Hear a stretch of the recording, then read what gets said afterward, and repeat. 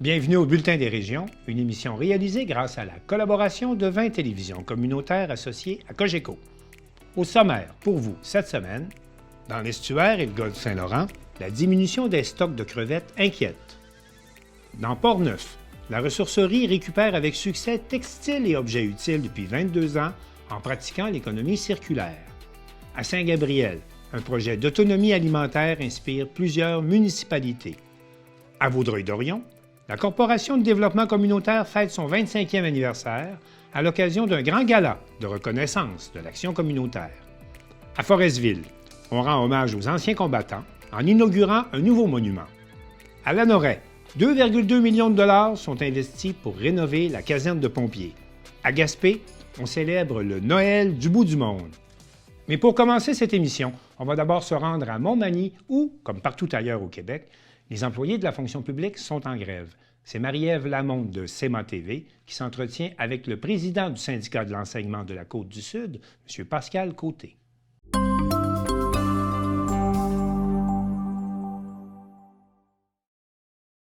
Mardi matin, vous avez certainement remarqué qu'il y avait près de 900 personnes et peut-être même plus du côté de Montmagny devant le centre de service scolaire de la Côte-du-Sud parce qu'il y avait des débrayage, bien sûr, il y avait grève. Et pour en parler, on a avec nous Pascal Côté, il est président du syndicat de l'enseignement de la Côte-du-Sud. Êtes-vous satisfait de votre journée de débrayage? Tout à fait satisfait. On avait entre 900 et 1000 personnes, probablement plus près du 1000 personnes avec nous devant le centre de service scolaire. Donc, c'est un message fort qu'on envoie pour cette première journée du bloc de 3 jours qu'on a. C'est qui était ici ce matin? Ce matin, il y avait ici le personnel de soutien scolaire, il y avait les professionnels du centre de service scolaire, évidemment les enseignantes et les enseignants de la Côte-du-Sud.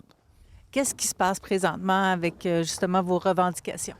Bien, écoutez, malgré ce que Mme Lebel n'arrête pas de dire, qu'il n'y a pas de mouvement aux tables et que les syndicats ne font pas de mouvement aux tables, etc., bien, c'est totalement faux. À toutes les tables sectorielles, donc professionnels, enseignants, personnel de soutien, santé, il y a eu des dépôts sectoriels qui ont été recentrés, qui ont été déposés la semaine suivante, le 29 octobre, grosso modo. Donc, on fait des mouvements, sauf que la partie patronale ne veut discuter que de ses priorités, ne veulent absolument pas discuter des nôtres.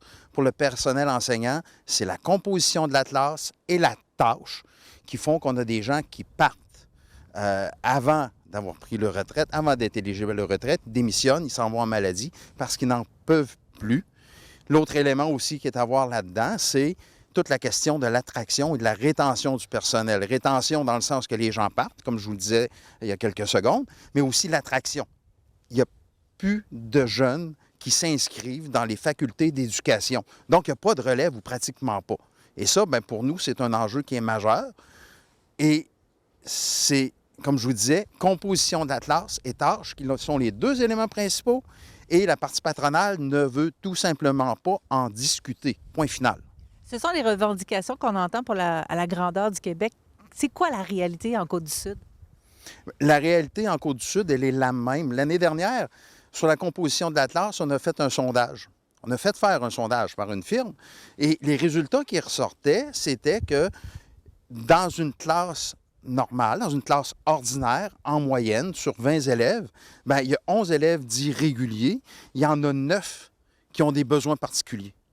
Donc, on ne peut plus avoir des classes où on intervient de façon spécifique pour la moitié des élèves. C'est tout simplement pas vivable. Et si on veut intégrer les élèves correctement, bien, ça nous prend du personnel de soutien qui est avec nous, des professionnels pour les évaluer correctement, et ça nous prend une composition de classe qui est normale. C'est ce qu'on n'a pas. C'est la réalité à Côte-du-Sud et c'est la réalité à la grandeur de la province. Donc, c'est vraiment plus la qualité de vie au travail qui demande présentement au niveau des revendications, plutôt que le salaire, même si le salaire est quand même important, là. Mais écoutez, le salaire fait partie intégrante des conditions de travail. Quand on nous offre 10,3 % sur 5 ans, alors qu'on sait que l'inflation va être de 18 % sur ces années-là, qu'on veut nous faire oublier l'année 2022 où l'inflation a été de 6,7, ça ne fonctionne pas. Mais quand on parle de qualité de vie au travail, c'est surtout la qualité de l'enseignement. Parce que nos gens souffrent parce qu'ils sont incapables de faire correctement ou à leur satisfaction ce pourquoi ils sont formés, c'est-à-dire enseigner. quand j'enseigne en troisième année, bien, je vais être capable de faire ce travail-là, enseigner pour des élèves de troisième année.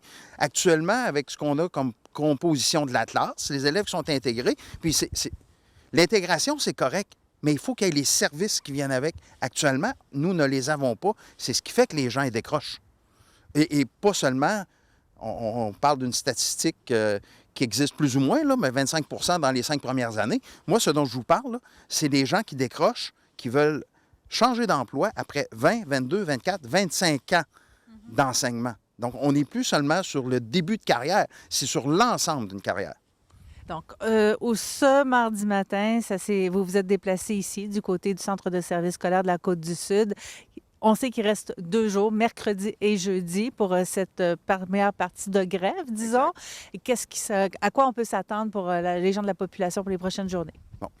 Demain, ce que l'on fait, c'est qu'on se regroupe devant l'école secondaire Louis-Jacques Cazot. Donc, toutes les écoles du Centre de service scolaire de la Côte-du-Sud, devant Louis-Jacques Cazot. C'est possible qu'on aille faire un tour pour aller voir nos collègues du Front commun de la santé à l'Hôtel-Dieu de Montmagny. Il nous reste quelques détails à attacher, mais certainement un regroupement du personnel soutien professionnel, enseignante-enseignant, devant Louis-Jacques Cazot. Pour jeudi, bien, tout ce bon monde-là se donne un rendez-vous à Québec pour un rassemblement régional, Québec-Chaudière-Appalaches, qui ne comptera pas les enseignants de commission scolaire de première seigneurie et de la capitale parce qu'ils sont avec l'autre fédération. Mais on attend quand même une dizaine de milliers de personnes pour ce rassemblement régional-là devant l'Assemblée nationale. Et les porte-paroles nationaux, les présidences de nos organisations vont être présents pour s'adresser à nos membres. Il était question de grève illimitée à Montréal et dans la région de Québec pour la capitale nationale. Est-ce que ça se parle aussi pour la région ici? Écoutez, le mandat qu'on nous a donné à l'Assemblée générale à 95 %, c'est des séquences de grève pouvant aller jusqu'à la grève générale illimitée. Donc, c'est dans les discussions, c'est dans l'air effectivement. Il n'y a pas eu d'annonce aujourd'hui, je ne crois pas qu'il y en aura demain. Mais oui, ça fait partie des mandats, de l'arsenal qu'on a. Mais ce qu'on souhaite, c'est pas de se rendre à une grève générale illimitée. Ce qu'on souhaite, c'est avoir du mouvement réel aux tables, que ça se parle et qu'on puisse parler et discuter de nos priorités à nous aussi pour que, finalement, on ait des conditions de travail qui vont garder notre monde et qui vont attirer aussi du monde. Est-ce que vous ressentez un appui du public ou une grogne? Actuellement, bien, il y a eu des sondages qui se sont promenés, 2 dernièrement. L'appui du public, elle est là. Ce matin, on entendait klaxonner un peu partout les gens qui passaient. Donc, on sent l'appui du public. Les gens, quand les parents, il y avait des rencontres de parents dernièrement, les bulletins, tout ça. Et les commentaires que j'ai eus de mes enseignantes et enseignants, c'est que les parents étaient derrière nous, ils posaient des questions, voulaient savoir ce qui se passe. Ils disaient, lâchez pas, on est derrière vous, on sait que ça ne va plus. On l'a vu pendant la pandémie, on a constaté avec nos jeunes à la maison comment c'était difficile. Bien là, on est derrière vous. C'est ce qu'on ressent comme sentiment. Pour vous, qu'est-ce que ça représente? Pour moi, c'est extraordinaire. D'avoir un rassemblement comme ça aujourd'hui, presque 1000 personnes, de sentir l'appui de la population en arrière, du personnel scolaire, en arrière aussi du personnel de la santé. Pour moi, c'est extraordinaire. C'est la seule façon où on pourra faire changer vraiment les choses pour le mieux, parce qu'en bout de course, si on est là dans l'enseignement, dans l'éducation, c'est pour les enfants qui sont là. Mais actuellement, le problème, ce qu'on n'arrête pas de dire, c'est que faire le travail pour lequel on est formé, on n'est plus capable. Donc, pour moi, c'est extraordinaire d'avoir la population derrière nous. Merci beaucoup, M. Côté. Alors, on discutait avec Pascal Côté, il est président du syndicat de l'enseignement de la Côte-du-Sud et on va continuer à suivre ça, bien sûr, pour vous.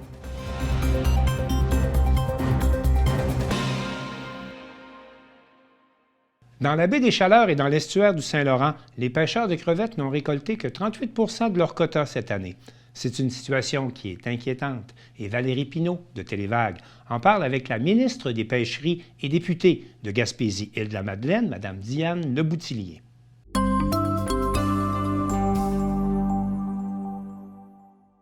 Récemment, les scientifiques sont arrivés à des conclusions assez préoccupantes concernant l'état des stocks des crevettes dans l'estuaire et le golfe du Saint-Laurent. Il y a eu seulement 38 % du quota qui a été pêché cette année. C'est quoi vos plans pour assurer l'avenir de l'industrie de la crevette au Québec? Ben écoutez, effectivement, depuis 2 ans, c'est pas quelque chose de nouveau là, au niveau du milieu parce que Mhm. depuis 2 ans, on savait là, qu'au niveau de la pêche à la crevette, ça se passait pas bien là, au niveau des pêcheurs. Puis on le voit avec les réchauffements climatiques aussi. Puis même cette année, au niveau du Golfe, ça s'est jamais autant réchauffé. Donc, on voit là que cette année, comme vous l'avez mentionné, on n'a pas pu attraper plus que 38 là, au niveau de la capture, au niveau de la crevette. Le Mhm. rapport a été déposé. Il y a des rencontres qui se font actuellement avec les pairs, des discussions qui vont avoir lieu. Puis comme je l'ai mentionné, au plus tard, d'ici fin janvier 2024, on OK. annoncera là, ce qui va se passer pour les prochains mois, la prochaine saison. OK. Le 14 novembre dernier, à Newport, vous avez fait une annonce importante pour soutenir l'industrie de la pêche. Pouvez-vous nous partager cette nouvelle? Oui, c'est avec le Fonds des pêches, on annonçait à Newport un 6 millions de dollars qui a été alloué à diverses entreprises en Gaspésie, aux îles de la Madeleine. On parle de la Côte-Nord, même au niveau des communautés autochtones. Donc, c'est vraiment le Fonds des pêches qui travaille pour vraiment projeter le secteur des pêches dans l'avenir. Fait qu'on va parler d'innovation, on va parler de comment on peut améliorer le bilan environnemental. On parle de recherche aussi sur éventuellement de nouvelles espèces dont on pourrait faire la capture, comme on l'a fait à l'époque pour le poisson de fond en se mobilisant tout le monde pour développer le homard. Donc, c'est des investissements qui sont importants pour la région, puis qui vont nous permettre aussi de nous positionner dans le futur. Puis, on était au Quai Newport où les travaux avaient débuté. Là aussi, on a besoin d'avoir des infrastructures qui sont résilientes. Et comme je disais, enfin, on annonçait, là, on voyait là, que le travail était commencé là, au niveau des quais Newport, Ouais. parce que là aussi, par rapport aux quais, au niveau des changements climatiques, le fait que les tempêtes sont plus grosses, le niveau des océans augmente, on se doit d'avoir là, des infrastructures qui vont pouvoir pérenniser là, notre secteur des pêches là, pour l'avenir. Fait que c'est du travail, c'est de l'économie. Puis, c'est sécurisant aussi là, de voir notre milieu parce qu'on sait à quel point les pêches sont importants là, en Gaspésie et aux îles de Madeleine. Et il est clair que vous appuyez l'industrie de la pêche, mais il est important de noter que votre gouvernement s'est engagé d'ici la fin de l'année à réformer l'assurance-emploi de manière à aider aussi les travailleurs saisonniers, dont ceux de l'industrie de la pêche. Est-ce que votre gouvernement va tenir sa promesse?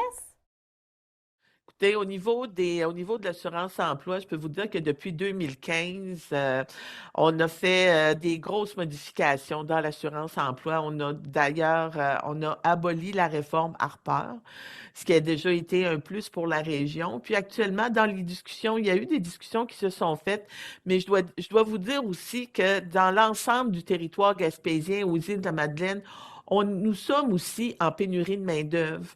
Donc, il y a du travail qui se fait. Moi, j'ai eu des rencontres aussi avec les gens des syndicats. Donc, on continue d'être prêts avec le milieu. Mais je veux vraiment, là, comme je le mentionne, on a aussi des pénuries de main-d'œuvre. Donc, qu'est-ce qu'on peut faire pour améliorer le système? Pour faire en sorte qu'on puisse répondre au développement économique de la région. Parce que ça aussi, on le voit, là. Moi, là, à tous les ans. Puis les gens le voient, là, des restaurants qui ne sont pas capables de trouver des gens pour travailler, qui doivent couper dans leurs heures. Puis ça nuit au développement économique de la région. Donc, il y a un gros travail qui doit se faire. Puis pour ça, on va avoir besoin de tout le monde. Il en va pour moi là, de l'avenir de la région.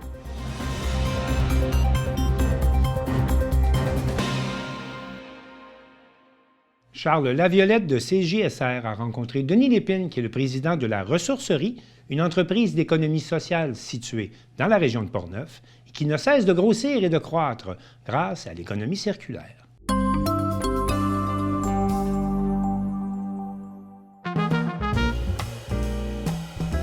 Pour Pour poursuivre sa mission sociale et environnementale, la ressourcerie de Portneuf a réalisé dans les dernières années plusieurs projets lui permettant d'étendre ses services et qui représentent des investissements de 260 000 $.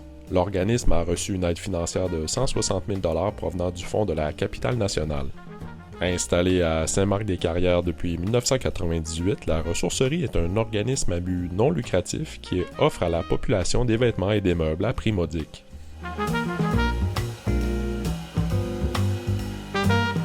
Je suis Denis Lépine, président de la ressourcerie de Portneuf depuis près de 22 ans maintenant.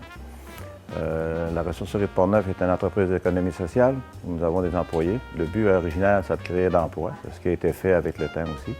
Et nous avons près de 7 à 8 bénévoles qui viennent nous aider, un très bon conseil d'administration qui nous appuie, puis une population qui fait qu'on a une réussite terrible, régionale.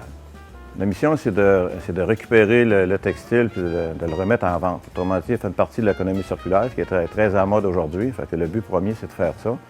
Suite à ça, on s'est entendu avec les autres ressourceries justement pour récupérer le linge de surplus pour, comme on a vu tantôt, envoyer en exploitation dans les vannes. Ça fait partie de la mission aussi. Plus de 14 remorques par année s'en vont à l'exportation.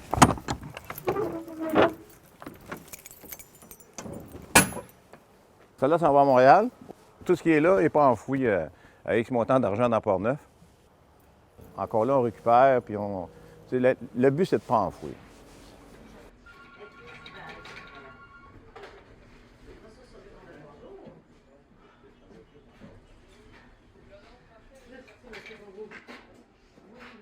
Avec le temps, la ressourcerie s'est agrandie. Il y a besoin de beaucoup d'espace. Nous avons fait la première acquisition. Il y avait une maison ici en avant.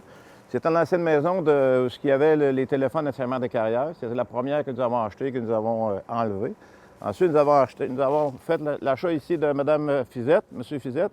Il y avait une maison ici aussi qui est partie l'an passé. Et la dernière acquisition que nous avons faite, c'est la dernière maison au fond avec le garage. Et nous avons fait enlever la démolition, ce qui fait que présentement, en fait, terrain, la ressourcerie de Portneuf est pour longtemps bien installée. On en est venu à l'idée de poser une clôture comme ça qui fait le tour du terrain, que nous ouvrons un peu les fins de semaine quand même pour que les gens puissent faire des dépôts. On peut dire qu'avec le temps, on a au moins 500 600 000 d'investissement qu'on a fait ici. Le dernier coup, c'était avec le Fonds de la Capitale nationale qui nous ont donné 160 000 $. Nous avons réalisé pour 260 000 de travaux. Ça, c'est la dernière phase là, qui finalise pas mal ce qu'on est rendu. Et la dernière phase qu'on vient d'arriver aujourd'hui, c'est de refaire le receiving à l'extérieur, l'achat des 2 maisons qui étaient côté et la démolition des maisons de l'autre côté, la rénovation du garage, puis la clôture. Autrement dit, tout l'ensemble que vous avez vu aujourd'hui, la ressourcerie dans son état actuel, là, c'est pas mal les étapes qui s'est faites, 4 gros mouvements. Maintenant. On va arriver ici le lundi matin, là, puis ça va être plein, là, plein comme ça. Ça va être terrible, ça va être bien plein. Ça dépend des fins de semaine, mais régulièrement.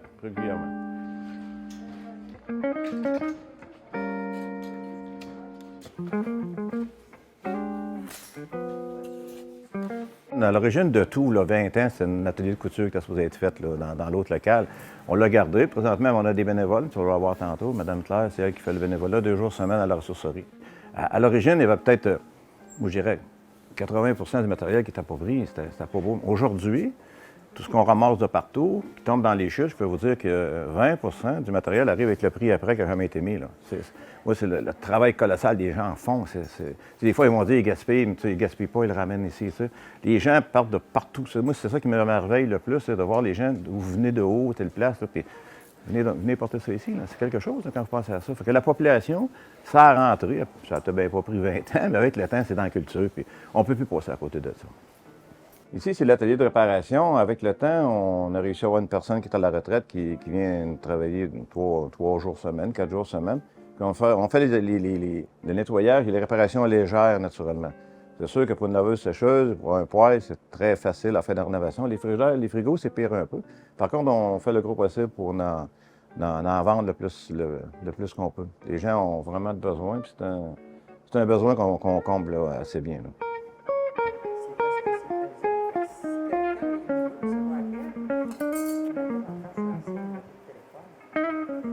Bonjour madame, c'est toujours bien? T'es en forme? Bon. Si, mais ça suit les saisons. Ça suit les saisons. Et je vais faire une prédiction, j'en fais pas souvent, on manquera jamais de sapin de Noël. On en vend 75 à 80, puis il en vient, je dirais, 90 à chaque année. Fait que jamais on manquera de sapin de Noël. C'est un retour. Je serais curieux d'avoir un GPS dessus pour voir où vont nos sapins de Noël. On voudrait que ça perdure puis ça continue, mais j'ai l'impression que le mouvement est tellement grand là, que ça n'arrêtera pas. Là.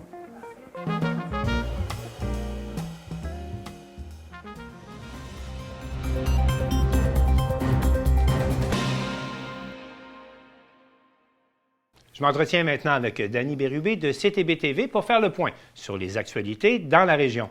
Danny, bonjour. Bien, bonjour, Martin. Danny, pour commencer, présentez-moi votre région et présentez-moi votre télévision. Bien, écoute, Martin, CTB-TV fait partie de la ville de Saint-Gabriel. Saint-Gabriel qui est situé entre Montréal et Trois-Rivières, à 25 minutes au nord de Berthierville. Une ville qui contient 2767 habitants. Une ville très touristique en été grâce, bien sûr, à son immense lac Masquinongé qui a environ 10 kilomètres, entouré, bien sûr, de belles montagnes. Et ici, en hiver, eh bien, c'est le paradis de la motoneige, hein, parce qu'on s'en doute tellement. On reçoit énormément de neige au cours de l'année parce qu'on est un petit peu plus au nord. Vous savez que la ville de Saint-Gabriel a été nommée en l'honneur de l'archange Gabriel. Oui, c'est le saint patron des journalistes. Et la ville a été érigée en quelle année?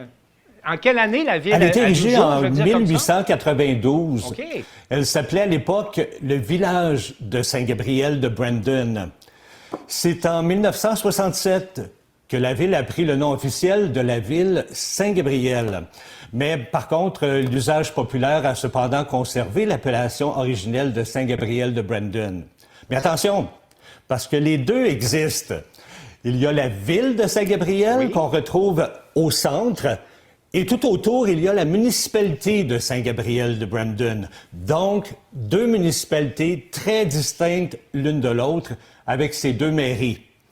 Et du côté de Saint-Gabriel de Brandon, bien, c'est 2766 personnes qui habitent dans la municipalité. Le plus ironique, Martin, là, dans l'affaire, là, c'est qu'aujourd'hui, les deux municipalités sont en discussion depuis quelques années pour refusionner ces deux municipalités en une seule. Est-ce que ça va arriver un jour? Bien, comme on dit, Dieu seul le sait, même l'archange Saint-Gabriel ne le sait pas. Oui, effectivement. Mais c'est effectivement très particulier. Mais parlons maintenant un peu de ce qui se passe chez vous. D'abord, vous avez un député là, qui est très, très, très convaincu que la hausse du coût de la vie, c'est directement lié au coût du pétrole. Oui, effectivement, c'est ce que semble nous dire le député de Berthier-Masquinongé, M. Yves Perron, d'après un dépliant qui a été envoyé chez tous les résidents de la région. Et selon ce dépliant, bien, on dit qu'en 2022, la principale cause de l'inflation était la hausse du prix de l'énergie. Des hausses qui sont allées directement dans les poches des grandes pétrolières qui, cette année-là, ont engrangé des profits de 200 milliards de dollars. C'est un record historique, Martin. On apprend en plus que ce dépliant que le gouvernement du Canada va subventionner les pétrolières au coût de 83 milliards d'ici 2034. Comme on dirait, Martin, c'est un non-sens. Ben, M. Perron était de passage dans nos studios pour nous parler de ces milliards que les compagnies pétrolières se mettent dans les poches, de la taxe carbone aussi, et de son intention derrière cette campagne de communication. On l'écoute. En fait, c'est pour défaire un peu le populisme conservateur qu'on entend à répétition. Là. On est dans une phase politique assez difficile, je vous dirais, au Parlement fédéral où on entend des mensonges toute la journée, carrément, où les gens vont crier que le Bloc a voté la taxe carbone fédérale, alors que ça n'a aucun rapport. Et on invente une deuxième taxe carbone, parce que faut savoir que la taxe carbone fédérale, une petite explication rapide, là, c'est une mesure fédérale qui a été prise pour les provinces où il n'y avait pas de mesure pour la réduction des gaz à effet de serre. Donc le Québec n'est pas touché par ça, parce que le Québec était déjà dans la bourse du carbone avec la Californie. OK. Donc, ça, c'est le premier mythe à défaire. Ça ne touche pas le Québec, cette taxe-là. Puis le deuxième mythe, c'est quand les conservateurs parlent d'une deuxième taxe carbone, ils font référence à un règlement. Un règlement, c'est pas une loi, c'est quelque chose qui est adopté par le gouvernement directement, sans passer par le Parlement. Donc, on n'a jamais voté pour ça. Ça, c'est la première chose. Et la deuxième chose, c'est que ce règlement-là demande des émissions des gaz à effet de serre des producteurs de pétrole d'ici 2030. Et le Québec a déjà un règlement beaucoup plus sévère que celui-là. Donc, lui non plus, en fait, il n'y a aucun impact sur le Québec.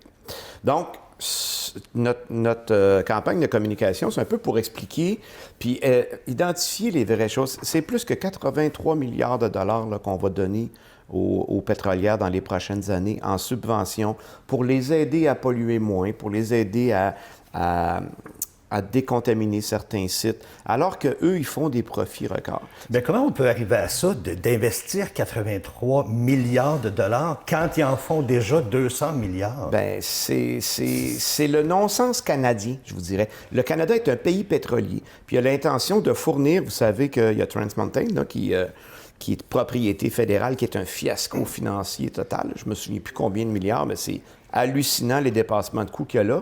Et c'est pour exporter le sable bitumineux de l'Ouest canadien en Asie, puis faire des profits avec ça. Mais c'est les pétrolières qui font les profits. Quand on entend des provinces comme l'Alberta crier haut et fort là, que la péréquation, ça donne bien pas de bon sens. Premièrement, la péréquation, on a payé une grosse partie avant. Puis si on ne l'avait pas, on serait mieux parce qu'on pourrait investir là où on veut. Puis deuxièmement, eux, juste en redevance des compagnies pétrolières, c'est ce qui leur permet de ne pas charger d'impôts presque à leurs citoyens. Oui, Dany, vous avez profité également de la présence du député Perron pour parler d'un fonds d'urgence pour les médias. Parlez-nous de ça un peu. Oui, effectivement, tout le monde a entendu parler du fameux fonds d'urgence de 50 millions qu'ils ont demandé au gouvernement fédéral pour les médias d'information. Mais moi, je lui ai demandé si les télévisions communautaires devraient-elles aussi faire partie de ce fonds d'urgence. Bien, voici ce qu'il a répondu. Ils doivent l'être. Ils doivent l'être dans la proportion qu'ils représentent dans le marché. Puis dans C-18, on prévoyait des mécanismes de discussion. Puis l'idée, c'est de... Le C-18, là, le projet de loi qui est en boycott actuellement, là, ça prévoyait que les médias, les compagnies du numérique là, paient des redevances quand ils utilisent du contenu, puis qu'on forme des consortiums de médias, là, que les médias se regroupent ensemble, puis que vous ayez un pouvoir de négociation. Puis il faut absolument que les télécommunautaires soient représentés là-dedans. D'ailleurs, mes télécommunautaires m'avaient fait des représentations là-dessus il y a quelques années, puis on inclut ça là, dans nos projets au Bloc. Passons maintenant à un autre sujet que la politique. Dany, vous voulez nous présenter une initiative qui porte fruit chez vous et qui est en train de se répandre un peu partout au Québec. Effectivement, Martin, c'est un concept justement qui se développe tranquillement à travers le Québec. Et pourquoi je vous en parle aujourd'hui? Parce que j'espère que ça va donner l'idée à d'autres municipalités d'emboîter le pas. La municipalité de Saint-Damien a mis en place un comité citoyen pour démarrer un projet d'espace nourricier, tels que des jardins, des parcs et des forêts nourricières. Ils veulent prendre en main leur autonomie alimentaire. Bien, pendant 1 an, les citoyens de Saint-Damien ont travaillé d'arrache-pied pour transformer le parc La Chance en parc nourricier, en plantant des arbres fruitiers, par exemple. On a même transformé une forêt en forêt nourricière éducative, rien de moins. Eh bien. Plusieurs cultivatrices et cultivateurs font maintenant partie de Saint-Damien nourricier. On a des fermes, des pépinières, des producteurs d'ail et même des apiculteurs. Ce qu'on veut à Saint-Damien, c'est d'accroître l'accès aux citoyens à des aliments frais, locaux, sains et abordables. Il y a même un plan de développement d'une communauté nourricière, le PDCN qu'on appelle, qui a été mis en place pour les années 2023 à 2026. C'est un plan d'action qui contient 4 volets.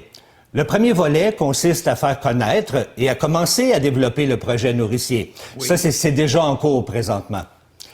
Le volet numéro 2, bien, sera la lutte au gaspillage et la valorisation des aliments non récoltés.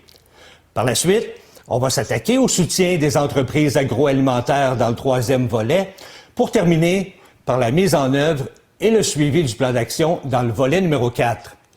C'est un projet qui a très, très bien débuté à un tel point que les autres municipalités ici aux alentours ont commencé elles aussi à implanter des parcs et des forêts nourriciers. Et c'est pas tout, hein? On aurait même commencé à implanter des serres nourricières individuelles sur le territoire. On veut étendre la saison et augmenter la production alimentaire. C'est un très, très beau projet qui, en plus, réduit l'empreinte écologique du système alimentaire en diminuant le gaspillage. Et vous pensez que ça peut faire tache d'huile en ce sens que d'autres municipalités au Québec vont emboîter le pas? Bien, je l'espère beaucoup parce que c'est une belle initiative. Puis on a déjà ici dans la région au moins 3 à 4 municipalités qui ont entamé le pas au projet. Alors c'est pour ça que je voulais vous en parler aujourd'hui pour que les gens du Québec, que les municipalités puissent voir ce qui se passe et emboîter justement le pas à ce beau projet. On va maintenant passer au volet sportif de notre tournée des actualités chez vous, parce que la boxe, ça se développe chez vous, et puis vous avez même eu votre premier gala de boxe là, qui a eu lieu dernièrement. Eh oui, une première dans la région. Oui. Ben oui. C'est le club de boxe de Saint-Gabriel qui a ouvert ses portes en début du mois de janvier 2023. Qui a offert son tout premier gala de boxe seulement 10 mois après son ouverture. Oui. Et ça, c'est grâce à son entraîneur-chef, Stéphane Marquis. Stéphane qui avait son propre club de boxe sur la rive-sud de Montréal pendant au moins une quinzaine d'années, mais qui a décidé de le vendre pour prendre sa retraite et venir s'établir ici, à la campagne. Eh bien, une retraite qui aura été de courte durée, car la passion du sport l'a tout simplement ramené à la boxe. Pardonnez-moi, Danny, oui. Il y a eu beaucoup de participants comme tel à votre gala de boxe. Là. C'est une première. Oh, mon Dieu, il y a oui. une école de boxe, puis là, on fait un gala. Comment ça s'est passé? Écoute, ça s'est très, très bien passé. On s'attendait pas d'avoir autant de personnes pour venir voir ce fameux gala. Le gala a accueilli plus de 400 personnes. On a même dû refuser des gens à l'entrée parce que la salle était pleine à craquer. On a eu 14 combats qui ont eu lieu au cours de la soirée. Et sur 11 de ces combats, eh bien, 6 ont été remportés par les boxeurs du club de Saint-Gabriel. Je peux vous dire qu'on était très, très fiers. En début de soirée, les spectateurs ont assisté à un combat appelé Fun Box, où l'on a pu apercevoir des jeunes d'environ 7 ans. Je dois vous dire que le Fun Box se veut simplement une introduction à la boxe et une initiation au combat. Aucun coup à la tête n'est autorisé. Les coups doivent se limiter au corps seulement pour ces jeunes-là. Il y avait des combats de tous les âges, mais tous attendaient avec impatience le dernier combat de la soirée, celui avec Mathieu Bellefeuille de Saint-Gabriel et Youssouf Kamenzi la vedette du club locale. de boxe. Oui, c'était le dernier combat, puis les gens attendaient après ça. Mais malheureusement, le boxeur du club de Trois-Rivières était de calibre, on peut dire, un peu plus supérieur que Mathieu. Fait que Mathieu, malgré tous ses efforts, a perdu son combat. Et nous aussi, on était très malheureux de ce combat qu'il a manqué, malheureusement. Plusieurs boxeurs d'un peu partout au Québec étaient présents pour le gala.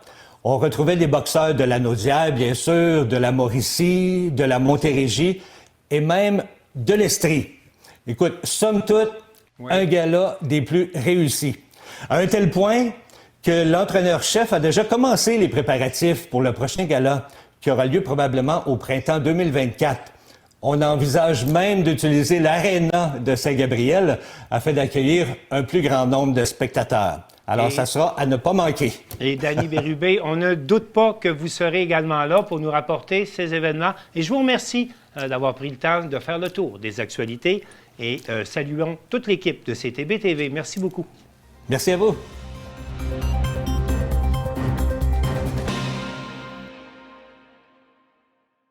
L'action communautaire est au cœur du développement de nos communautés et Chantal Bédard de C'est sur la télé nous en donne un bon exemple avec un reportage sur le gala Reconnaissance de l'action communautaire de Vaudreuil-Dorion.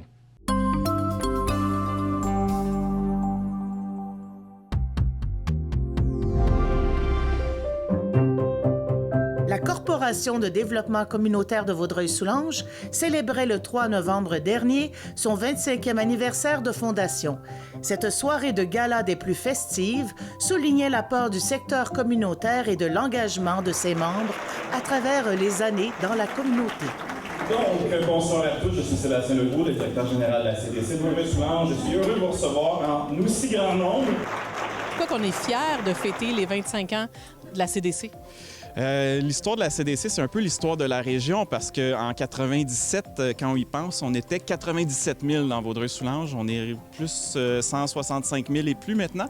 Donc, on peut voir que le milieu communautaire a contribué largement au tissu social et à la croissance que la région a vécue. Donc, on souligne ce 25 ans-là, puis on réunit notre monde qui apprécie bien des occasions trop rares pour se mettre beau et avoir un peu de plaisir ensemble. Pourquoi c'est important, le milieu communautaire, pour vous? Important, c'est la base de tout. Je pense que c'est important de faire des dons de soi. C'est sûr, pour mettre tout le monde ensemble, c'est très bon. C'est le fond, en fait, du tissu social. C'est ce qui nous tient ensemble. L'action communautaire, ça se déploie puis ça aide plein de gens, plein de citoyens à tout niveau. C'est très important. Je pense qu'il joue un rôle primordial dans toute la communauté. Plus qu'important de reconnaître minimalement une fois par année le travail de ces centres-là. Parce qu'il faut souligner, le milieu communautaire a un impact direct dans plusieurs secteurs de la région. Dans tous les secteurs, je dirais. Puis ce qui est intéressant, c'est qu'il y a une partie de nos invités qui sont des partenaires du milieu municipal aussi. Et on voit de plus en plus que le milieu communautaire est sollicité pour organiser des camps de jour, faire des ateliers, des conférences, offrir des services. Donc, effectivement, on est dans tous les secteurs d'activité et on est de plus en plus nombreux aussi. On a à peu près 150 invités qui viennent de 44 organismes communautaires différents qui offrent des services dans Vaudreuil-Soulanges, donc que ce soit santé mentale, jeunesse, aînés, peu importe, transport, logement, on a tous les secteurs qui vont être réunis ce soir. C'est un immense plaisir, un très grand honneur pour moi d'être avec vous ce soir pour célébrer ce gala de la reconnaissance de l'action communautaire. Pourquoi c'est si important, le milieu communautaire, dans une région comme Vaudreuil-Soulanges? Bien, parce que le milieu communautaire, c'est un solage, c'est ce qui permet de rendre des services à la population, d'être près de la population. Pour nous, c'est essentiel de bien supporter le milieu communautaire. C'est le cœur de la région. C'est ça qui fait battre le cœur. Pour desservir la population vulnérable, c'est des beaux services à offrir. Sans les organismes communautaires, la société va s'effondrer parce qu'il n'y aura plus assez de ressources nulle part. On est les filets qui viennent remplir les vides. Puis en même temps, c'est des endroits qui sont, on pourrait dire, qui sont rafraîchissants sur l'intervention sociale. C'est une priorité nécessaire dans nos communautés et dans Vaudreuil-Soulanges et tout le Québec. C'est là qu'on développe, qu'on innove, qu'on développe des choses, fait que c'est important qu'on soit là. Avec très peu. On peut vraiment dire que le milieu communautaire, c'est l'ADN, c'est la force brute de notre région. Bravo, puis bonne soirée. Amusez-vous bien? Bien, merci. Puis dans la partie qui est intéressante à noter, c'est qu'il y a, oui, les organismes, mais il y a la télé communautaire qui, soulignons-le, parle constamment, souligne les bons coups de nos organismes, donc font de la promotion pour nous. Merci, c'est sûr, la télé.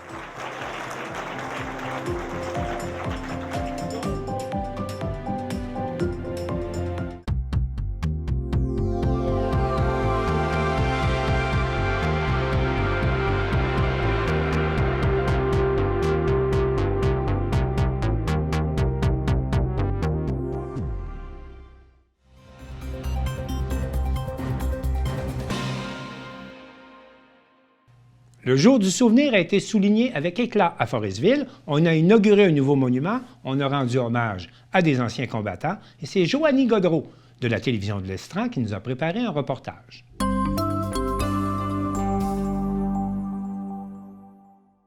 Le 11 novembre, lors du Jour du souvenir, la ville de Forestville a inauguré le tout nouveau monument érigé devant l'hôtel de ville pour honorer les anciens combattants de la région. Ce projet, dont les coûts s'élèvent à environ 4 000 $, se veut une façon de rendre hommage aux vétérans qui ont donné leur vie pour leur pays. C'est la première fois qu'une telle cérémonie est organisée à Forestville. Avant la pandémie, un hommage à Lionel Collin avait toutefois eu lieu au Columbarium.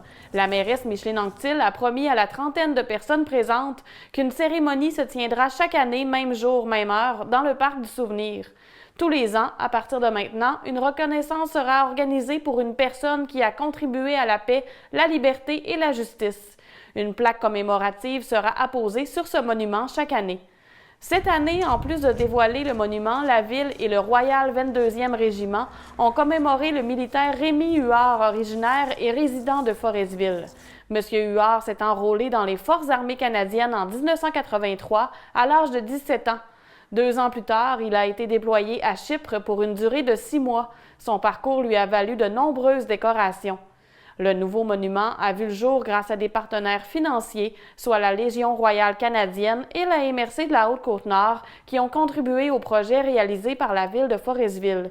Notons que le 11 novembre rappelle la fin de la Première Guerre mondiale et est une occasion de se souvenir de tous ceux qui ont défendu la nation. Le maître de cérémonie, Roch Girard, a d'ailleurs rappelé des souvenirs de guerre. Quelques 61 000 Canadiens ont été tués pendant le conflit ou peu après. De nombreux anciens combattants ont dû vivre avec des blessures physiques et psychologiques, a-t-il raconté, précisant que la Première Guerre mondiale a pris fin le 11 novembre 1918 à 11 heures.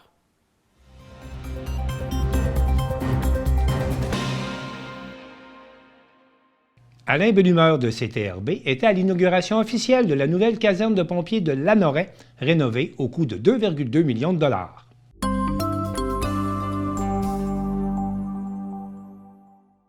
Oui, c'est une belle, je dirais, une belle acquisition. Et ça permet à nos pompiers de travailler dans un environnement sécuritaire, beaucoup plus adapté aux besoins d'aujourd'hui. En fait, je dis souvent, si on n'est pas capable de donner des outils adaptés, des bâtiments adaptés, des camions adaptés et hautement efficaces et de technologie, hautement de pointe technologique, ben, on n'a pas à leur demander d'aller au combat. Hein? Quand ils vont au combat, ils risquent leur santé, ils risquent leur vie. Alors il faut que comme collectivité, on soit capable de leur fournir ce qu'il y a de meilleur en termes d'équipement, de bâtiments et de technologie. Vous savez qu'ils ont maintenant ce qu'on appelle les tablettes dans les camions d'incendie. Ils ont des tablettes pour justement, lorsqu'ils sont appelés à aller sur un incendie, d'avoir déjà les caractéristiques du bâtiment. Donc, c'est toutes ces petites actions-là. Un bâtiment rénové, agrandi, à la fine pointe des technologies, des équipements aussi à la fine pointe des technologies et des pompiers dévoués et comment incroyablement bien formés. Alors, c'est eux qui, finalement, sauvent des vies et en même temps, on veut qu'ils soient protégés. C'est un beau plus pour la MRC et pour le Tout à fait, parce que la caserne ici, évidemment, est appelée à desservir d'autres municipalités, que ce soit Lavaltrie, que ce soit Berthier, et même, on peut penser, si jamais il y avait, on se fait rien de ça, là, mais si jamais les besoins étaient nécessaires dans d'autres municipalités, évidemment, la caserne va être utilisée à cette fin aussi. Un tel événement est aussi source de fierté pour les pompiers.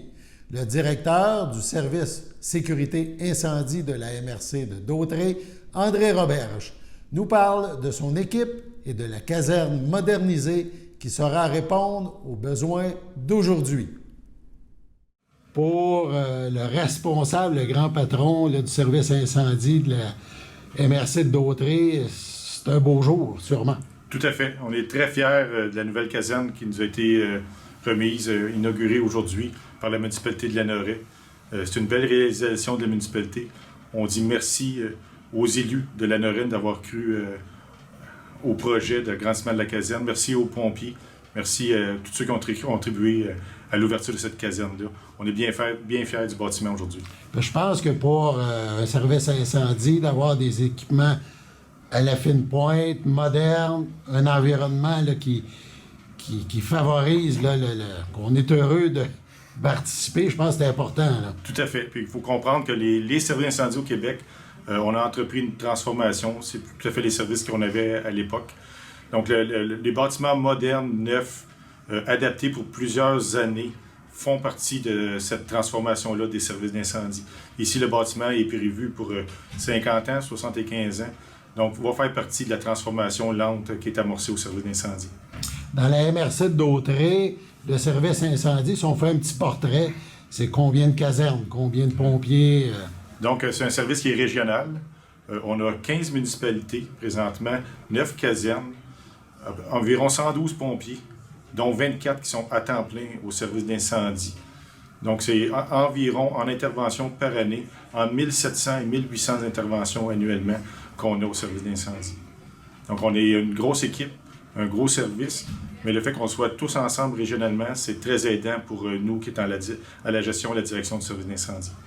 Évidemment, la MRC de Dautrey, c'est aussi un grand territoire. C'est pour ça que ça prend des effectifs à différents endroits. Là. Effectivement. Donc, pour les 15 municipalités, on est répartis partout sur le territoire dans 9 casernes, comme je disais précédemment. Et une caserne, un événement comme ça, on voit, il fait... Présentement, là, on ne le voit pas dans cette image, mais dehors, il fait très mauvais, la grosse pluie. Il y a quand même beaucoup de gens qui sont venus visiter la nouvelle caserne. La caserne, parce que c'est une caserne qui existait, qui a été transformée. Mais il y a beaucoup de gens ici. Là. C'est ça. C'est une caserne totalement transformée avec l'ajout d'espaces de bureaux, d'espaces de repos, de portes de garage. Donc, la section caserne a été plus que doublée. Il y a beaucoup de gens aujourd'hui. Je suis agréablement surpris avec la température que nous avons. On avait prévu beaucoup de choses à l'extérieur, mais on était très inquiets que les citoyens, avec la température, ne viennent pas. Et on est très surpris. Beaucoup d'affluence aujourd'hui à notre journée porte ouverte et inauguration de la caserne. Merci beaucoup. Merci. Les visiteurs ont pu admirer la caserne, mise au goût du jour, agrandie, modernisée, discuter avec les pompiers présents, grimper à bord d'imposants camions de pompiers, se faire photographier avec la mascotte Charlot, le héros. Bref, petits et grands ont apprécié cette journée bien spéciale dans le cadre de cette semaine de la sécurité incendie, semaine ayant pour thème, en matière de sécurité incendie, le premier responsable, c'est toi.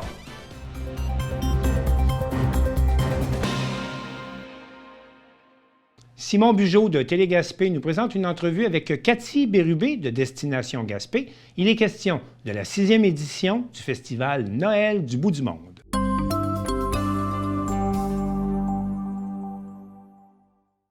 Aujourd'hui, à l'approche du temps des fêtes, nous recevons Cathy Bérubé, qui est la coordonnatrice à l'expérience des visiteurs pour Destination Gaspé. Bonjour Cathy. Bonjour Simon.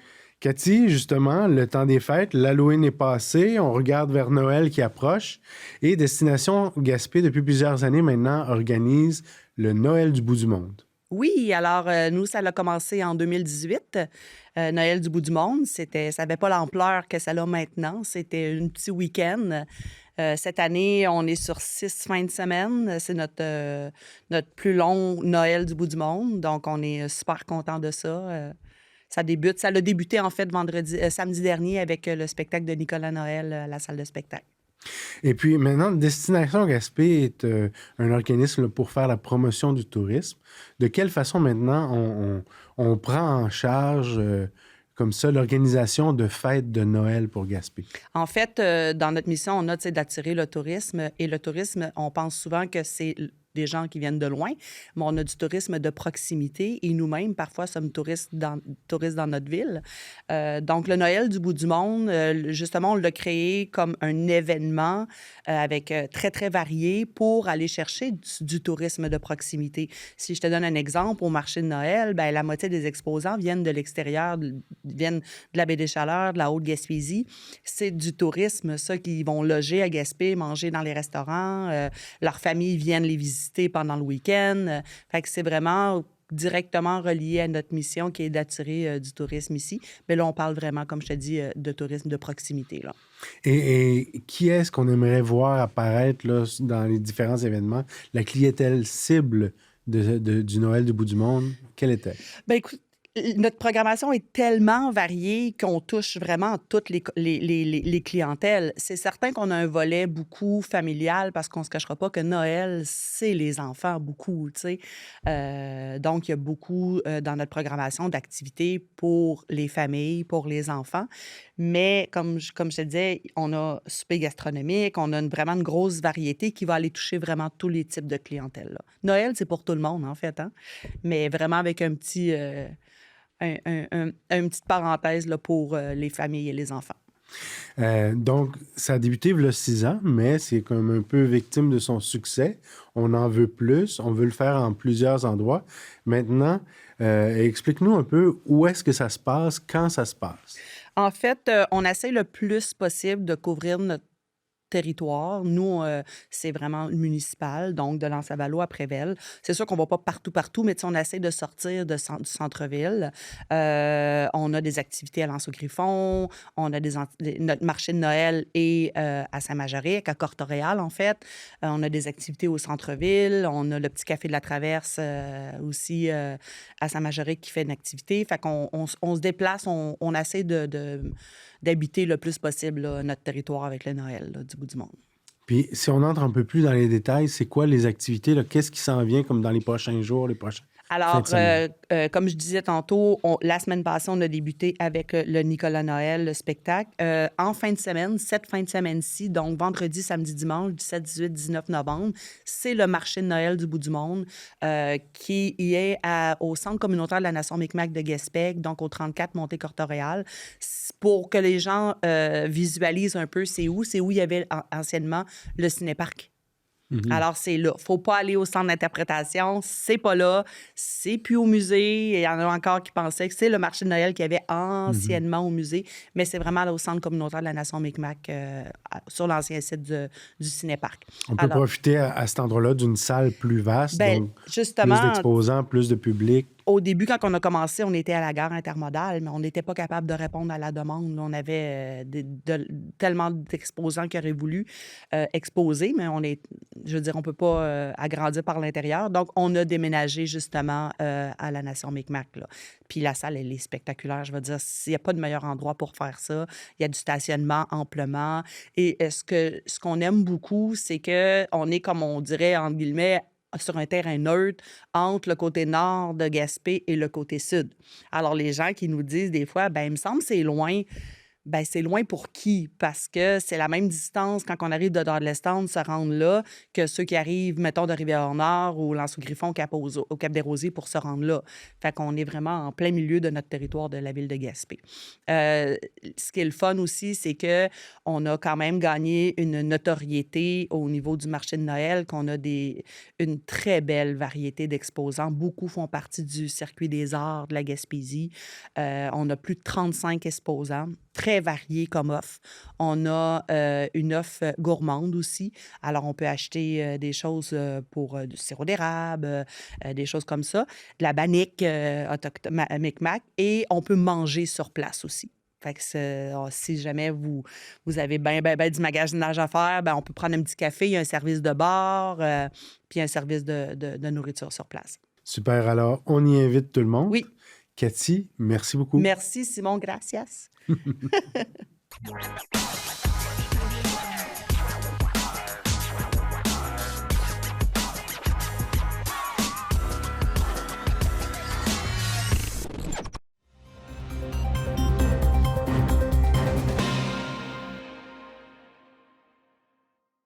C'est tout pour le Bulletin des régions cette semaine. On espère que ça vous a plu. Je remercie toutes les stations de télévision communautaire participantes et je vous dis à la prochaine.